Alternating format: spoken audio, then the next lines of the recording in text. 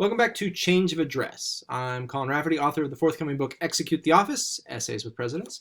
And every day until January 20th, 2021, I'm serving up a formal state dinner's worth of words in the form of a president's inaugural address.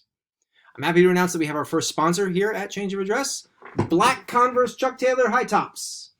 You see, James Madison, at 5'4", is currently our shortest president. But if noted Chuck's wearer and Vice President-elect Kamala Harris takes the office, then she'll not only be the first female president and the first Asian American president, but also at 5'2", the new shortest president. Chuck Taylor's, when you don't need any art support. Today, it's round 2 of James Madison, who took the oath of office for a second time on March 4th, 1813. And this time around, we've got a new focus: war. Honestly, that's our only focus. The U.S. is at war with Great Britain, and that's pretty much all Madison discusses. Nothing about internal improvements, nothing about maintaining friendly commerce with other nations, God's providence, the usual thing about helping native populations become farmers. Well, let's just say that Madison's stance on the natives in this speech is not a good look. In a year and a half, both the Capitol and the Executive Mansion will have fallen to the torches of the British invading armies, which means that the next president is going to have to take the oath of office and deliver his address somewhere else. Before all that, though, here's James Madison's second inaugural address. About to add the solemnity of an oath to the obligations imposed by a second call to the station in which my country heretofore placed me, I find in the presence of this respectable assembly an opportunity of publicly repeating my profound sense of so distinguished a confidence and of the responsibility united with it. The impressions on me are strengthened by such an evidence that my faithful endeavors to discharge my arduous duties have been favorably estimated, and by a consideration of the momentous period at which the trust has been renewed.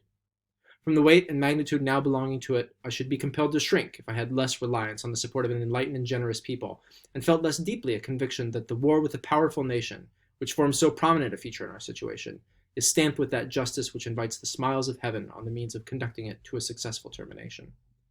May we not cherish this sentiment without presumption when we reflect on the characters by this war is distinguished? It was not declared on the part of the United States until it had been long made on them, in reality, though not in name, until arguments and postulations had been exhausted, until a positive declaration had been received that the wrongs provoking it would not be discontinued, nor until this last appeal could no longer be delayed without breaking down the spirit of the nation, destroying all confidence in itself and in its political institutions, and either perpetuating a state of disgraceful suffering or regaining by more costly sacrifices and more severe struggles our lost rank and respect among independent powers. On the issue of the war are staked our national sovereignty on the high seas and the security of an important class of citizens whose occupations give the proper value to those of every other class. Not to contend for such a stake is to surrender our equality with other powers on the element common to all and to violate the sacred title which every member of the society has to its protection.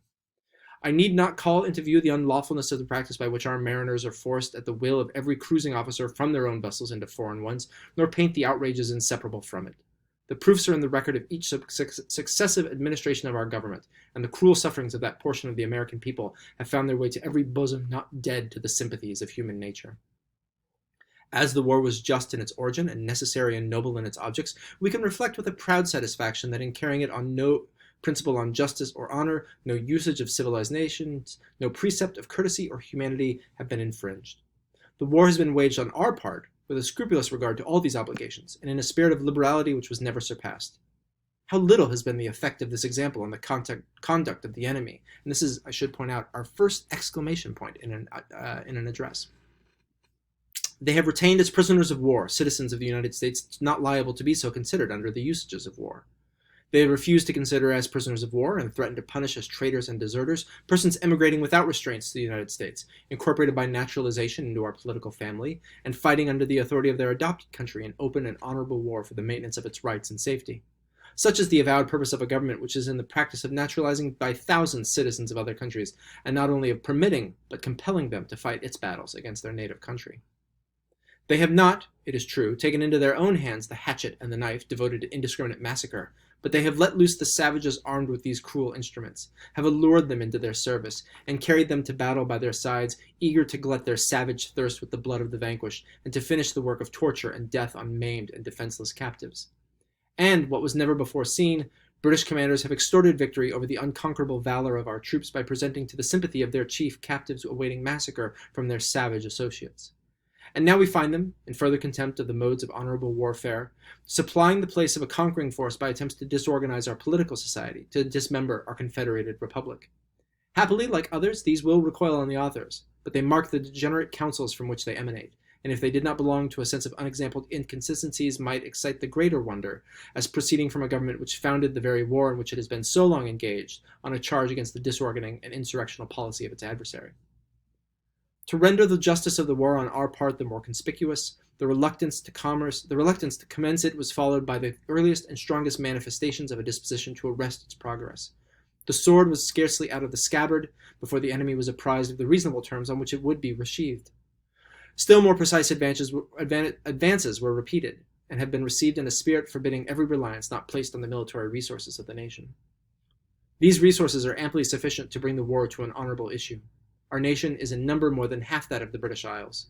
It is composed of a brave, a free, a virtuous, and an intelligent people. Our country abounds in the necessaries, the arts, and the comforts of life. A general prosperity is visible in the public countenance. The means employed by the British cabinet to undermine it have recoiled on themselves, have given to our national faculties a more rapid development, and draining or diverting the precious metals from British circulation and British vaults, have poured them into those of the United States. It is a propitious consideration that an unavoidable war should have found this seasonable facility for the contributions required to support it. When the public voice called for war, all knew, and still know, that without them it might not be carried on through the period which it might last, and the patriotism, the good sense, and the manly spirit of our fellow citizens are pledges for the cheerfulness with which they will bear each his share of the common burden.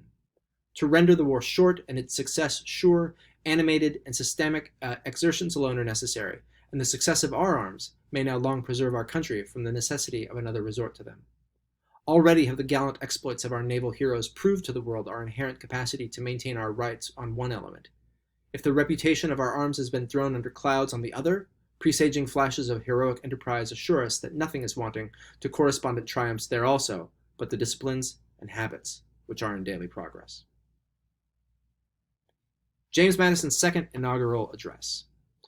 Tomorrow, James Monroe takes the stage for his first inaugural address, and we have a guest to the program. See you tomorrow.